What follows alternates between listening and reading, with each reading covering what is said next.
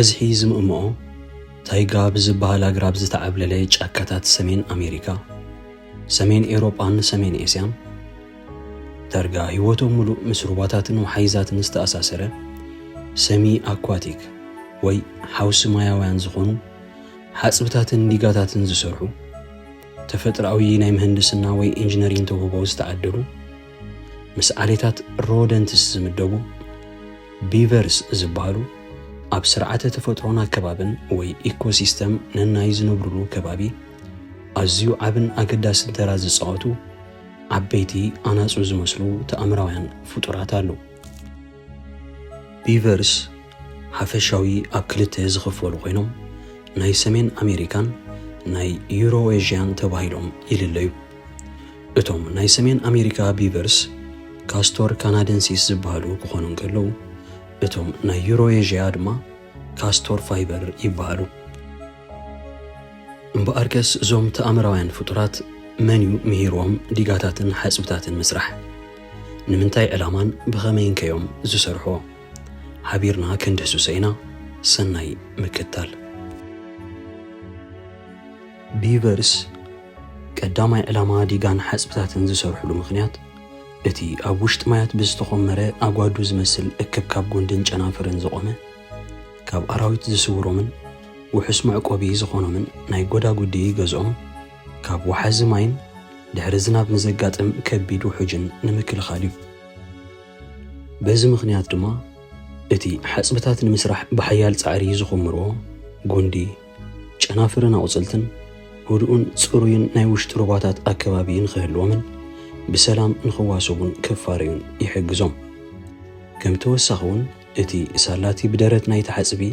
ሰላማዊ ዝኾነ ዕቋር ማያት ናብቲ መዕቆቢኦም ጎዳጉዲ መእተዊ ዝኾነ ውሑስ ውሻጠ ንኽሰርሑን ዓብዪ ኣስተዋጽኦ እዩ ዝገብር። እዚ ኸዓ ብፍላይቶም ኩሉ ግዜ ኣብ ከባቢኦም ዝነብሩ ኣራዊት ከም ድቢ፣ ተዃሉን ኳዮቲን ዝኣመሰሉ ንኸይቀርብዎምን ንኸየጥቅዖምን ከም ባህርያዊ ዕርዲ የገልግሎም። ግዳስ እዚ ጥበብ እዚ መን እዩ ዝምህሮም? እቲ መልሲ ወላ እኳ ዘዕግብ እንተዘይኮነ ንኣሽሓት ዓመታት እናተወራረሱ ዝመልኽዎ ምስኦም ዝፍጠር ባህርያዊ ተውህቦ ወይ ናቹራል ኢንስቲንክት እዩ። ናይዚ ዓብዪ ኣብነት ክኾነና ድማ ሓደ ጌና ኣብ ዕሸል ዕድሚኡ ብሰንኪ ባህርያዊ ሓደጋ በይኑ ምስ ተረፈ እቶም ዝረኸብዎ ፃዓዱ ስድራ ቤት ብኽንክን ከኣሊዎ ኣብ ገዝኦም እዮም ይዕቂቦሞ። የግዳስ ቁሩብ ምስ ጎበዘ ሓፅብን ዲጋን ንምስራሕ እቲ ኣብ ውሽጡ ምስኡ ዝፍጠር ናቹራል ኢንስቲንክት ብዝመርሖ መሰረት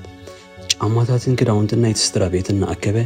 ውሕጅ ንኸይመጾ ዕርዲ ክሰርሕ ክፍትን እንከሎ ዘርኢ መሳጢ ቪድዮ ነዚ ንዕዘቦ ዘለና ይመስል።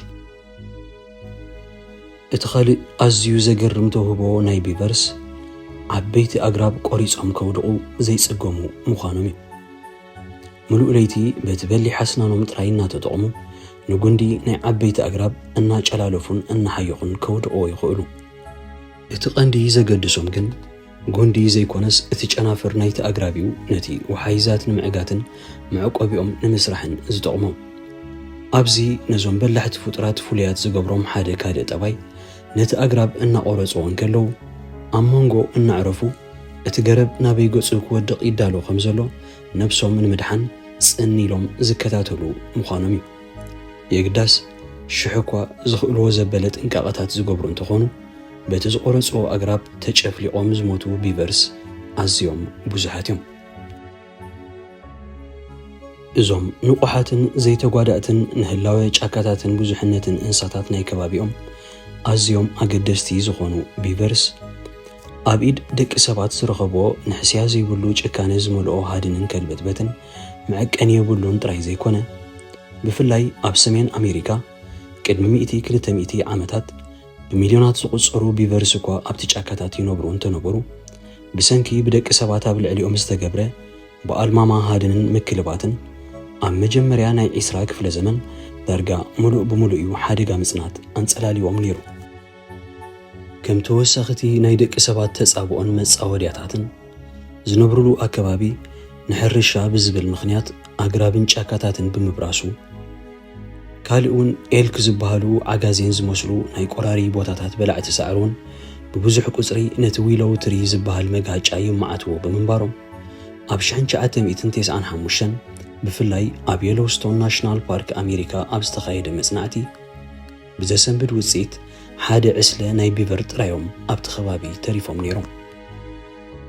انتو خونجن أبت عمتتيا زملكتهم لعلوت حالفتي إكابة تفضرون أكايرتي يلوستون ناشنال باركن جراي وولف زبهالو تخالو نابت هاجراو حزاتي كتأتاتو زوسلو وسانة أزيو بلس وصيتن نتوم نمصنات قصهم زمرحو زنبرو بيفرس دما سور بالتخاويلوت إيزمسأ تسفو بالسراتن ينيرو تخالو نابت بوتا ممصهم أموخا ولو إن بيفرس زي نحسيو هادنتي ينكلو بخميو نزوم مصناتان صلاليوم زنبره بيفرس صبوق زينا خوينو زبل حتو خلعل قبولن بهرياون يخون بأركس تخالو ناب يلوستون ناشنال بارك متأتتاهم نتوم بيفرس بتزاواريو نهلاو يوم زو حاسة بالسرات كوينو إزمالت اتوم قصرهم أزيو سسينو نتويلو تريز بال نبيفرس أزيو أقداسي زنبره أقرابن مقاج عن النابرسو نهلاو عبي تصابقو زفطرو إلك زبالو عقازين زمسلو انساتات بهادن نايتوم جراي وولف زبالو تخالو توساقيقو من قصرهم أزيو كنيسون نبيفرس سلام زفتره هواهون نتويلو تريز بال أقرابون دقيمو كم تزيد الله كتتعن عبترا سلازتتصاوتيو كساب كلتشعن 15 اتوم نايزبوتا بيفرس قصرهم سسينو كساب 19 زبزحهم عبيتي ناي عسله كولونيس كفودرون 4 عبيتي حسبتات كسرحون مبقعمون سنلات نايتي أزيو أقداسن حدا كاب عبيتي هاجراو حزاتي ناي هاجر أمريكان زغونو يلوستون ناشنال بارك يملكتو تقمتات ناي بيفرس زسرحوهم حسبتاتن ليغاتاتن أزيو بزح كوينو قال خابو مسن رئي قداماي عقابه ماي سالاتي زسرحو حسبتات ماي كابت خبابي بملكعو حزين خي قوادل سلازي حجز دركين مكتان بوحد متن اتروباتات موحز نكقصلن يتقم قال اي مبحقاق مريتا بمكتا بتي حسبتات سقوادلو وحز مايات روباتات بنهري مريتا كبابي نابحقوقو نخي قصلو عبترا يتصاوت سالساي ازوم حسبتاتن ديقاتاتن نخم عساتات اعواف مطبوتن كالوت هيوتهم اما يستمركوسه انساتاتن مچو زخونه قلايات سلا زخونلهم اب عقابه بزحنت انساتاتون اب اجاميم زبركتو رابعي سالاتي حسبتاتن مسرح زغاردو درت اتوحز ماي تصاريو نخحلفن وشتون نخلتي اكبابي زلو مريت نختركسن يتقم اموداتن حدا كاب عبيتي تقمتاتن دما سالاتي حسبتات اب تخبابي عقار مايات سلا زبزحو بهرياو حدقاتات كم بارع جاكان درك النمكتا بجنزب زيتمن عبي أستواصو يوم زقبرو سلازي بيفرس مسمت تتاوتهم جراي وولف زبهالو تخالو قصرهم مسسانو نيلوستون ناشنال بارك ميزاناوي بزحنتن عينتن انساتات سلو أزيو مارخن بأمايتا شحات زقصرو بصحتي زسحب هاجراوي حزاتي أب مقبارو سمومن كنكنومن نخعبي زيادة تخرت نخوهابو زمأزنة عبي وعلاتيهم فلسيمو ناي تنسي قزي ناي أنستيت بيبر كاب سلستن فرقان كساب 4 أوارح زبزح كوينو أب حاد اوان كاب سلسته كساب شدشته زبزحهم كيتس وي عشلات تقلاقل عشلات ناي بيبرس عينهم بخفتون أكالاتهم تشاقرو تشفينون زولدو كوينو دحر حرسهم قزي خي قتلو كحنبسون أبتماي كنقوتون يخولو أب كلتشحن 18 أب هاجرة تشيك ريبابليك بردي لاندسكيب بارك أب زبال هاجرة وحزاتي تركوسن عقار مايز وزحون أكبابين مفتار منقستي حادنت ب5 مليون دولار سلي عقوانت بروجكت انت جمرو يقداس أب كلتشحن إسران نابت بارك استأتاتو بيفرس بالسرحو حسبتاتن قدباتن لك كمت منقستي دلي وزن بري حزاتي كفترو بمخالهم اتا هاجرة تشيك ريبابليك مديباتو زنبرت حادنت ب5 مليون دولار زود بروجكت سريزا جنزبا نختدحن أخيلهم معهم قال كاب أقرمتي حقتات بزعبا بيفرس مسنري قداماي بيفرس أسنانهم بتفترو بجحبريو زونن كالاي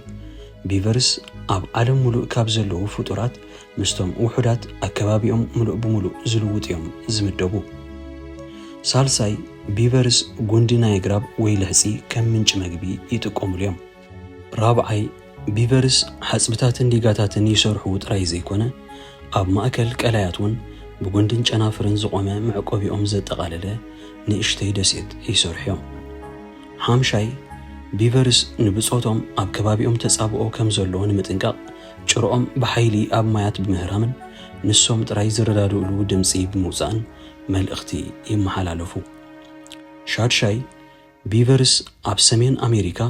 እቶም ዝዓበዩ ዓሌት ሮደንት ወይ ንኣናፁ ዝመሳሰሉ ፍጡራት እዮም። ንእግረ መገድና ካብ ዓለም ሙሉእ እቶም ዝዓበዩ ካብ ዓሌት ሮደንት ዝኾኑ ፍጡራት ካፒባራ ዝበሃሉ ኣብ ደቡብ ኣሜሪካ ዝነብሩ ኮይኖም ምስ ዝበዝሑ እንስሳታት ወላ ሓራግፅ ከይተረፉ ብስኒት ዝነብሩ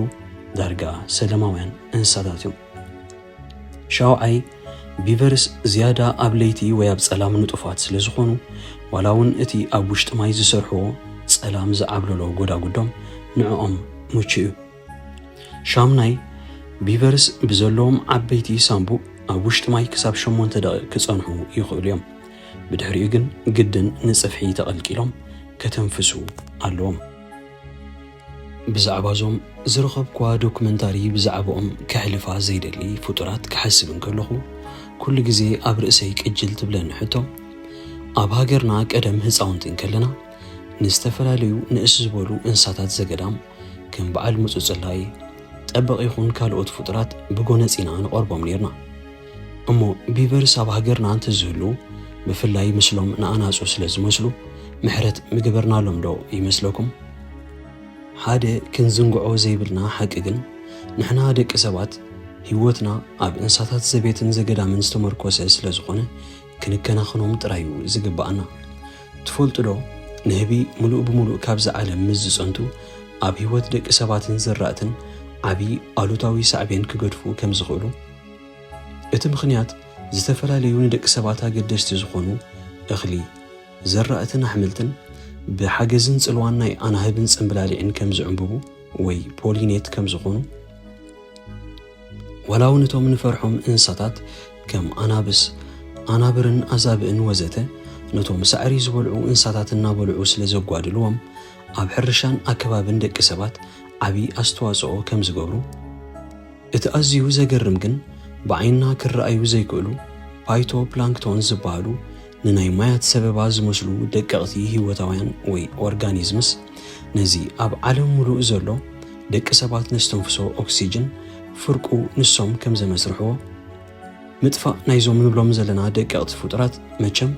እንታይ ዓይነት ሳዕቤን ኣብ ህይወትና ክኸትል ከም ዝኽእል ኩላህና ክንስሕቶ ዘይንኽእል ቁሉዕ ሓቂ እዩ። ስለዚ ኣብ ሕብረተሰብና ፍቕሪ እንስሳታት ዘገዳምን ጥቕሞምን ንምርዳእ ንኽዓዝዝን ሓያል ጻዕሪ ከድልየና እዩ።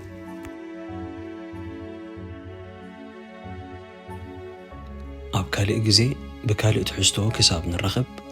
ሰላም ንኹልኹም።